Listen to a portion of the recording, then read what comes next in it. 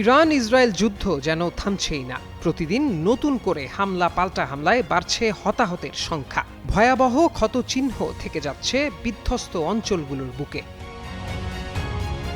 এরই প্রেক্ষিতে গত কয়েক ঘণ্টায় ইসরায়েলের কয়েকটি গুরুত্বপূর্ণ শহরে নতুন করে ক্ষেপণাস্ত্র হামলা চালিয়েছে ইরান। এর মধ্যে রয়েছে হাইফা, তেল আবিব ও জেরুজালেম। পাশাপাশি মধ্যপ্রাচ্যের কিছু মার্কিন সামরিক ঘাঁটি লক্ষ্য করেও হামলা চালানো হয়েছে।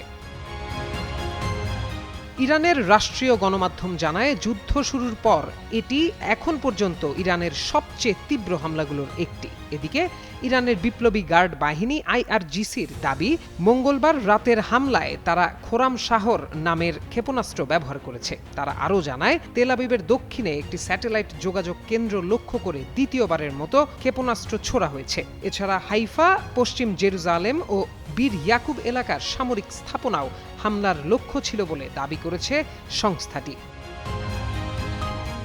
এছাড়াও ইরাকের এরবিল শহরে থাকা একটি মার্কিন ঘাঁটি এবং বাহরাইনের মানামায় যুক্তরাষ্ট্রের ৫ম নৌবহরের সদর দপ্তর লক্ষ্য করেও হামলা চালানোর কথা জানিয়েছে তেহরান।